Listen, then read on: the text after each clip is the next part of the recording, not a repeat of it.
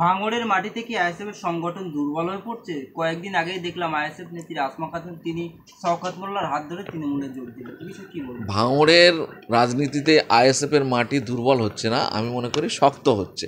কারণ দলের যে একটা বিশাল ক্রাউড, একটা বিশাল উচ্ছ্বাস এবং বিশাল জনসমর্থন, এর মধ্যে অনেকে ঢুকে পড়ে ভেবেছিল নিজের আখের গোছানোর জায়গাটাকে মজবুত করবে, নিজের স্বার্থটাকে সিদ্ধি করবে। এরকম প্রচুর নেতৃত্ব আমাদের মধ্যে কিন্তু ঢুকে আছে, যাদেরকে আমরা চিহ্নিত করে মানে বাছাই করে সাইড করতে পারছি না। এইরকম একটা সুযোগে লোকসভার রেজাল্ট সামান্যতম খারাপ যদি কেউ বলে, আমরা মনে করি খুব খারাপ নয়, কিন্তু মানুষের চোখে আমরা জিততে পারিনি। কিন্তু মানুষ তো সেই ক্যালকুলেশন করে না যে একটা ছোট দল, 3 বছরের দল, একটা এমএলএ আছে, তার কতটা সাধ্য, কতটা সামর্থ্য, একটা লোকসভায় লড়তে গিয়ে কতটা মানে তার লাগে, এবং সেই জায়গায় কি রেজাল্ট আসতে পারে। এই ক্যালকুলেশন যারা করে বিশেষজ্ঞ, তাদের মতামত অনুযায়ী আমাদের রেজাল্ট ভালো হয়েছে। এবং আমরা যারা পার্টিটা মানে তৈরি করেছি এবং পার্টিটাকে করে যাচ্ছি আন্তরিকতার সঙ্গে, বিশ্বাসের সঙ্গে, আস্থার সঙ্গে, আমরা কিন্তু বিশ্লেষণে আমাদের পজিটিভ। কিন্তু যারা ভাষা আমাদের সঙ্গে আছে, যারা নিজের স্বার্থের জন্য আছে, তারা ভাবছে দলের অবস্থা খারাপ হচ্ছে আগামী দিনে, সেই কারণে তারা এখন ঝাঁপ মেরে অন্য জায়গায় চলে যেতে চাইছে। আর আসমার বিষয়ে বলছেন, আসমা তো অলরেডি তার নিজের প্রশ্নের উত্তর নিজেই দিয়ে দিয়েছে। সোশ্যাল মিডিয়ায় আপনারা দেখছেন যে আমি তো ছিলাম তৃণমূলের 2-1 নেতা খারাপ আচরণ করেছে, কি করাপশনের সঙ্গে যুক্ত আছে, যার কারণে আমি কিছুদিন বাইরে ছিলাম, আবার আমি আমার নিজের ঘরে ফিরে এসেছি। এখান থেকেই তো তার প্রশ্নের উত্তর পাওয়া যাচ্ছে। তাহলে কি বাকি তৃণমূলের যত কিছু দুর্নীতি সব ফর্সা হয়ে গেছে, সব পরিষ্কার হয়ে গেছে, সব কি মুছে গেছে, না সব মুক্ত হয়ে গেছে?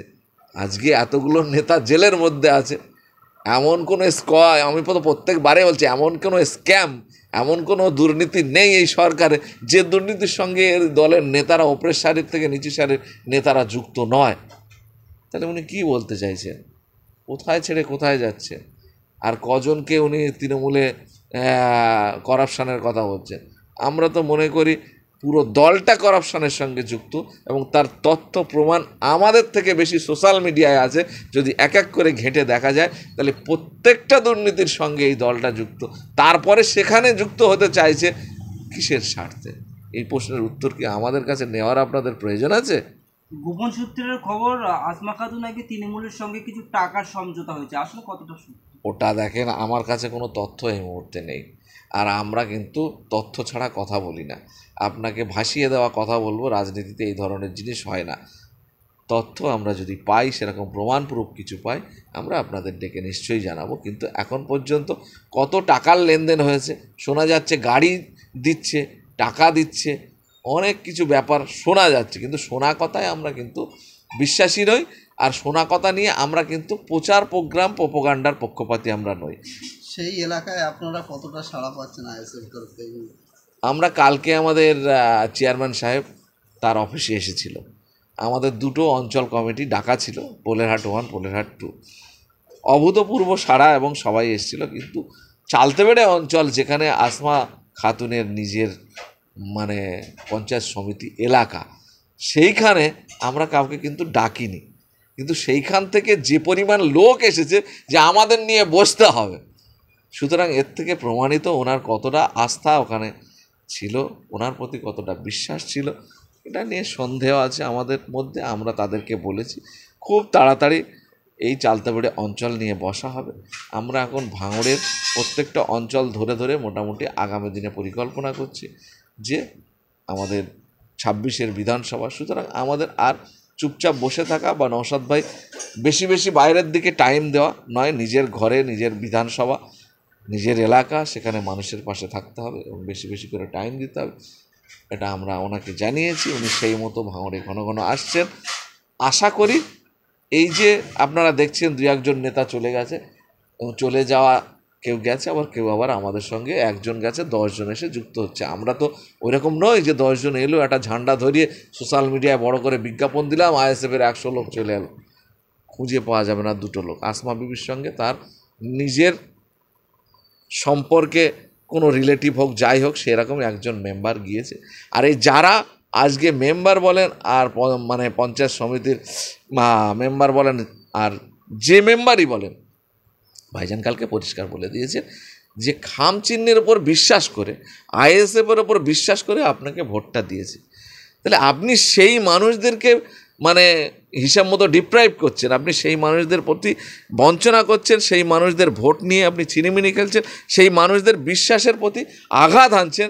আপনার যদি সেই ক্যারিশমা, সেই ক্যালি থাকে, আপনি রিজাইন দেন যে আমি এই দলের প্রার্থী ছিলাম, এখন আমি এই দল থেকে এবং এই পদ থেকে আমি রিজাইন দিলাম, এখানে আবার পুনরায় ভোটও প্রয়োজনে আমি ভোটে দাঁড়াবো, দাঁড়িয়ে সেখান থেকে জিতুন, মানুষের ভালোবাসা অর্জন করুন, আমরা দু হাতে আপনাদের সমর্থন করব, আপনাকে সম্মান জানাবো। সুতরাং এই যে আপনাদের কাছে যে প্রশ্ন যে সেইখানে দুর্বল হচ্ছে, আমাদের কাছে যা খবর আমরা সেই মাটিতে ঘুরে যা দেখছি, বরঞ্চ আমাদের শক্তি আরও বেশি সংহত হচ্ছে।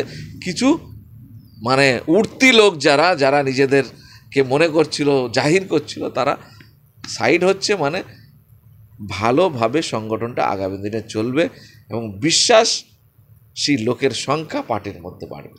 এই যে দক্ষিণ চব্বিশ পরগনার মধ্যে 4টে লোকসভা কেন্দ্র আছে, সেখানে আপনারা দুটোতে এগিয়ে আছেন, মানে তৃতীয় নম্বরে আছেন, কি বলবেন এই বিষয়ে? প্রথম লোকসভা ভোট এটা তো আমাদের কাছে তো খুবই মানে আশাব্যঞ্জক রেজাল্ট। আমরা জয়নগর এবং আমরা মথুরাপুর লোকসভাতে ভালো ফল করেছি এবং যাদবপুর আর ডায়মন্ড এই দুটো জায়গাতে আমাদের ফল ভালো হতো, কিন্তু যাদবপুরে আমাদের গণনাটাই করতে দেয়নি, গণনা কেন্দ্রেই লুট হয়েছে। আর ডায়মন্ডে তো কাউকে এজেন্ট বসতে দেয়নি। এবং আপনাদের সোশ্যাল মিডিয়ায় প্রচুর আপনার আছে, যেটা মেশিনে ব্যালট ইউনিটে একজন বসে আছে, আর ওখানে যে সুইচ টেপার যে ভোটিং ইউনিট, দুটো জায়গায় দুজন বসে, একজন ব্যালট ইস্যু করছে আর একজন ওখানে ভোটিং মেশিনে বোতাম টিপছে। এইভাবে কন্টিনিউয়াসলি প্রত্যেকটা জায়গায় ওরা ভোট করেছে, একটি এজেন্টকেও ঘরের মধ্যে বসতে দেয়নি, থাকতে দেয়নি। সুতরাং এতে করে কি প্রমাণ হয়? একটা বুথে যদি 1000 ভোট হয়, 999টা ভোট একজনকে, একটা ভুল করে কি অন্য জায়গায় পড়তে পারেনি। সুতরাং এতে একেবারে পরিষ্কার, জলের মতো পরিষ্কার যে ভোটের নামে ওখানে প্রহসন হয়েছে। কেন্দ্রীয় বাহিনী অবজারভারকে কন্ট্রোল করে ওখানে পুরোপুরি একটা বুলডোজার চালানো হয়েছে, যে সাধারণভাবে কেউ যাতে না বুথ কেন্দ্রে এসে তার নিজের স্বাধীন মতামতটা প্রকাশ করতে পারে। আর এই দুটো কেন্দ্রে আমাদের মোটামুটি যতই অত্যাচার হোক, যাই হোক, ভোটে আমাদের একটা সাড়া পড়েছে এবং মানুষের ভালোবাসা আমরা পেয়েছি। আগামী দিনে আশা করি আরও ভালো জায়গায় আমরা পৌঁছবো, সেই বিশ্বাস আমাদের আছে। সামনে 26-এর বিধানসভায় আপনারা কি বাম কংগ্রেসের সাথে জোটে আসবেন? আমাদের দরজা খোলা। আমরা তো লোকসভাতে জোট চেয়েছিলাম, যার কারণে আপনারা তো দেখেছেন আমাদের প্রার্থী ঘোষণা সবার শেষে করেছে। কেন করেছে? আমরা জোট চেয়েছিলাম, আমরা চেয়েছিলাম ভারতবর্ষে এটা সেন্ট্রাল অর্থাৎ কেন্দ্রের ভোট, আর কেন্দ্রের যে সরকার মোদি সম্পূর্ণ একটা সাম্প্রদায়িক সরকার, এবং সেই সরকার চাইছে এই দেশটাকে সাম্প্রদায়িক রাষ্ট্র বানাতে।